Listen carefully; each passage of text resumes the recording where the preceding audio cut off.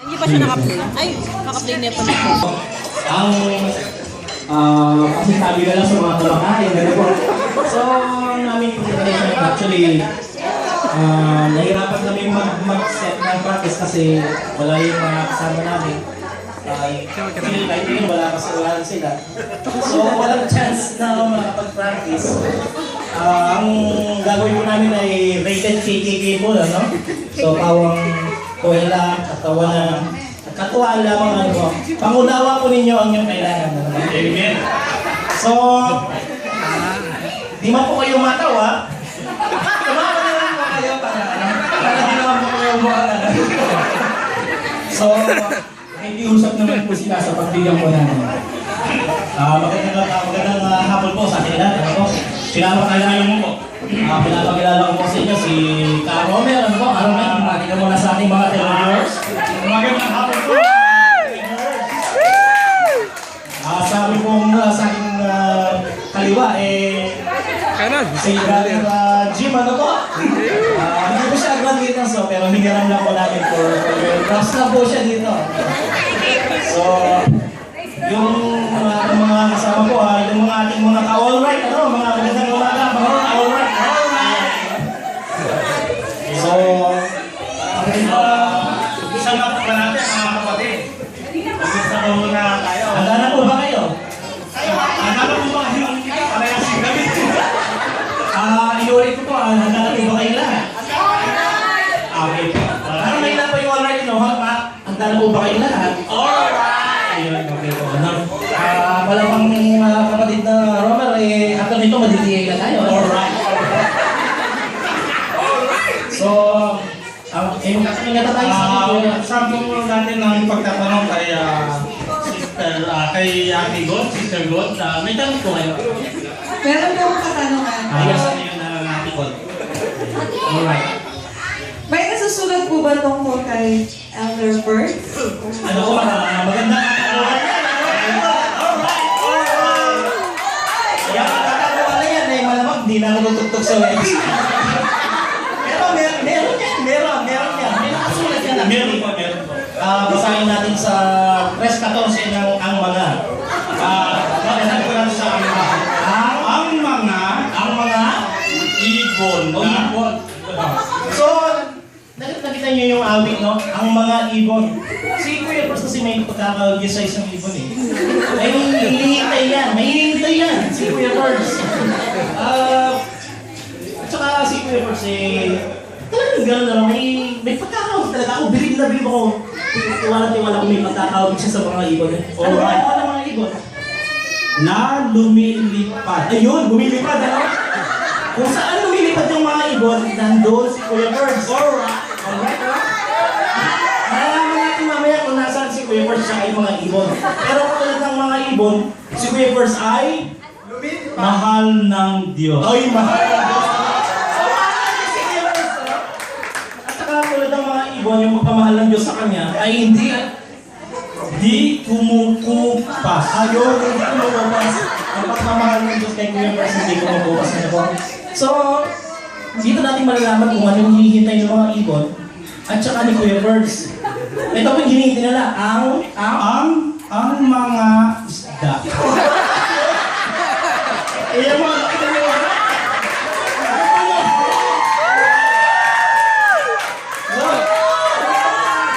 Yung hinihintay ng Kuya Pers at saka ng mga isda. So, malalaman niyo ngayon kung nasaan sila. Nasaan si Kuya Pers saka yung mga ibon. So, Na lumalangoy. ayun, lumalangoy. So, nasa dagat siya, ano po? Nangingisda si Kuya Pers. Pero dahil na si Kuya Pers Ay mahal ng Diyos. mahal ng Diyos si Kuya Pers. Kaya hindi siya nauubusan ng isda eh. Dahil ang isda, Di kumukupas. ayun! Napakarami niyang huling isda si Kuya Pers. Alright.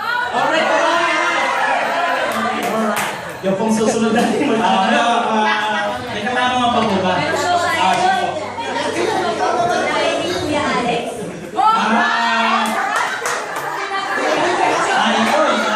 Meron pong masusulat kay Kuya Alex. Meron ba? Meron nga po wala. Ito na yan. Basahin natin sa Ulo 13 ng Ikulaga. Spaghetti. Spaghetti. Ayun. So, naalala ko nung ulit tayo yung kumain ng spaghetti. Kumain tayo ng spaghetti ng mga nakaraan sa may churit, ano? Alright. Ayos ka pa ba niya? So, spaghetti, Pataas ng pataas. basahin mo mabuti. Ano mali pa ka basa mo? Sorry po. Spaghetti, paa, taas. Paa, taas, ng paa, taas. Ayun. So, nung kumain siya ng spaghetti si Kuya Alex, ano? Yung tayo niya, naitataas niya yun eh. Naitataas niya yan. Maliban sa pagtaas ng paa ni Kuya Alex, ano pinagagawa niya? Spaghetti. Spaghetti, paa, baba, paa, baba, ng paa, baba. Paa baba. So, nagagalaw niya yan. Sa baba. So, maayos yung beating niya. Tapos niya yan, pataas yan, tsaka pababa. Kasi inahin niya na yan eh. Alright? Kinain niya kasi spaghetti, kinain niya dun. Eh, kumain siya ng tokot baboy. Tokot. Kumain siya ng tokot baboy sa Kuya Alex. Pero yung kinain ng tokot baboy, may bilis ang impekto eh. Kasi basahin natin. Appear tayo. Oh, pagkita yun, appear tayo, sabi niya. Ibig sabihin nun, pag in-appear mo, ayos pa ako eh, di ba? Ayos tayo yan. Tapos sabi niya, Sumakit ang tuhod ko. bukod sa sumunod ko, yan, may school na rin. Sumakit ang baywang ko. Sumakit ang bewang niya. Tokot baboy kinain ko ni Alex eh. Kaya sumakit yung tuhod niya, sumakit yung bewang niya. Kaya iisa na rin nasabi niya. Paa, tuhod, balik sa kwarto. Ayun, hindi na kasi si Kuya Alex. Ano ba? Alright yung wala yan. May katanungan pa po mga ka-alright. Opo, Eloy, Sige po. may nasusulat po ba kay Kuya Bien? Meron po, meron tayong nasusulat kay Kuya Ben, ano? Basahin natin sa Christmas Carol 303. Silent night. Ano mo mabuti? Silent Tan? Yun.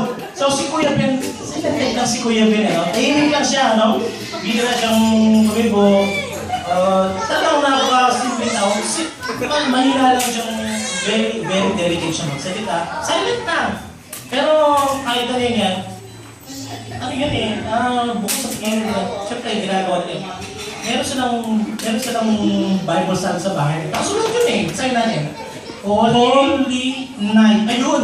Malamang alas 8 yan. Alas 8 yan. Holy night yun eh, kasi nagbibigay sila ng gabi. Kung ano po kayo Ben sa kanina pa.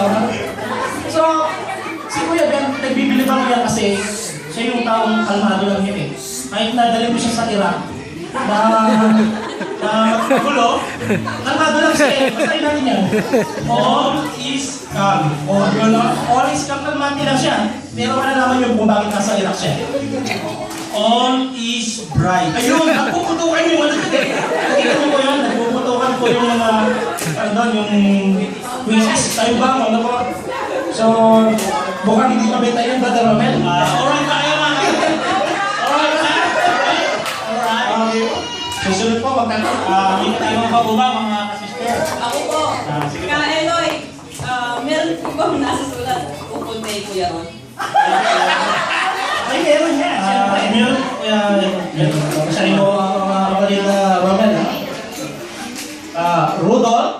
Rudolph the Red-Nosed Rider. Ayun! Si Kuya Rod, yung sasakyan niya, yung Renault, sumasakay siya ng Renault na sasakyan. Anong model yun ng Renault yung kotse niyo, Kuya? Duster. Duster.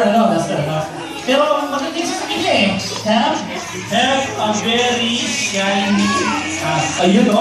Lagi nalilinis siya. Kasi kapag gano'n na karan yan, pinaayos niya eh. Kaya nabakit yan eh. Pero maliban sa pagiging blender, ano? Si Kuya Rod, may ibang ministry yan. Basahin natin yan. Awitin mo at isasayaw ko. Ayun. So, kumakanta yan sa anniversary. So, bantayan. Tapos sumayaw sila kasama ng mga ibang mga kapatid natin, ano? So, kaya si Kuya Rod, ano? multitasking yan, ano mo. So, naman tayo dyan, pero alright! Alright. Isusunod ko muna natin. May nasusulat ba kung bakit gustong-gusto ni Pupo si Kuya Mike? Yun, magandang katanungan yan. Ano po? Sandali po, Kuya Ella. Hanapin ko lang dito sa... Basahin po natin sa kursi ni Kuya Mike. Sige, basahin po natin. Meron.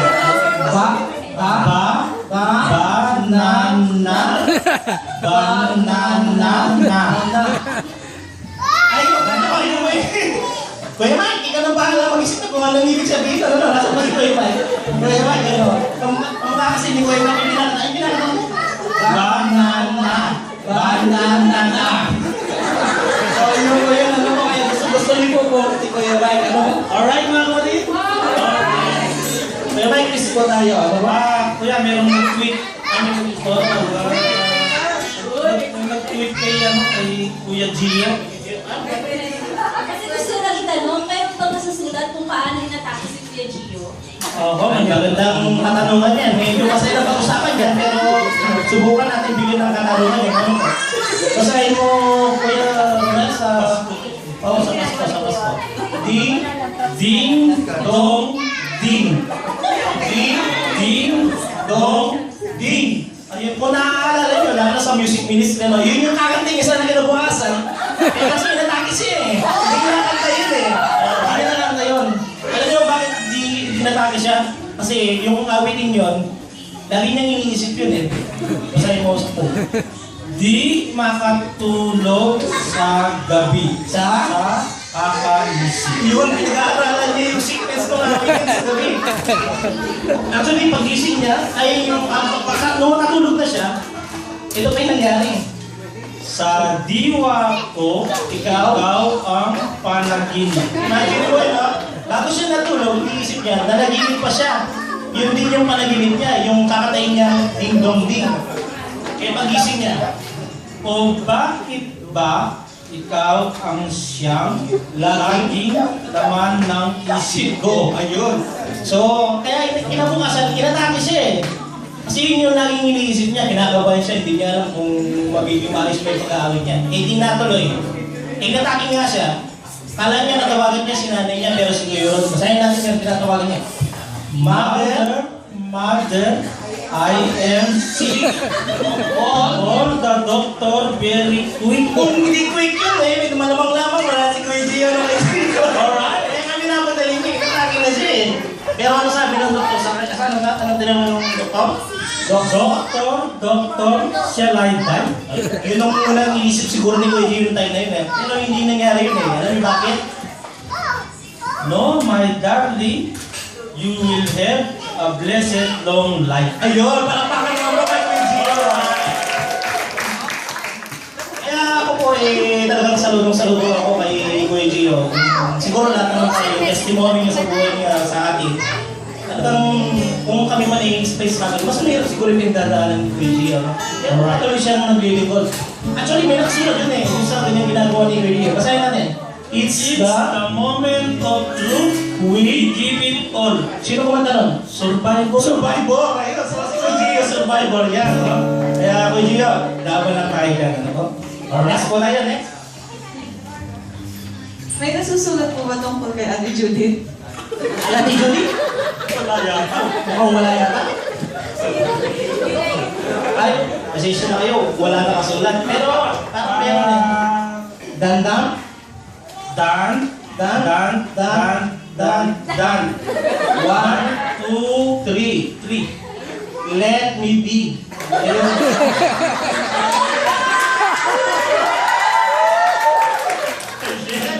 Dan. 1, 2, 3. Let me be. Kasi kung hindi na kayo si Yami, Judith, nauunawaan niyo for sure. Nauunawaan niyo. Alright, mga kapatid. Okay. O sige po, dahil wala na po tayong oras sa ulit katanungan lang siguro po yan. Sino po ang... Ay, meron pa ba? Ay, meron pa ba? Follow-up question na lang po Sige yung po, kanina. sige. Kung may nasusulat po kay Kuya Rod, meron din po ba nasusulat tungkol kay Ate Joffy? Oho, maganda ka yan. Maganda ka yan. Ano? Actually, meron na. Meron yun eh. Si... ni Josie, no? Eh, ano yun eh, business-minded yun eh. Marunong yun sa negosyo eh, ano yun eh. Noong una, malalaman niyo yung paano yung sinimulan yung business niya. Basahin natin. You are just a dream that I once knew. Nalaman niya lang nun eh. Alam na lang niya yung noon yan eh. Hindi pa siya kasali dyan. Meron lang siyang idea regarding that. Pero alam niya yan eh. So, ano nangyari? Pumasok siya eh. Sumali siya dyan. I never thought I will be right for you. Yun, no? Hindi niya iisip makakapasok siya dyan sa business na yan, ano po? At saka dahil yung business niya, ano po, maganda yan eh. Magandang quality ng mga produkto yung basahin natin eh.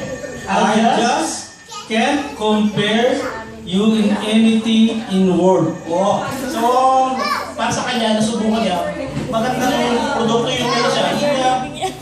Walang makakompare sa product na yan. Sa pinibenta na lang yun, ano? Sabi niya, You're all I need.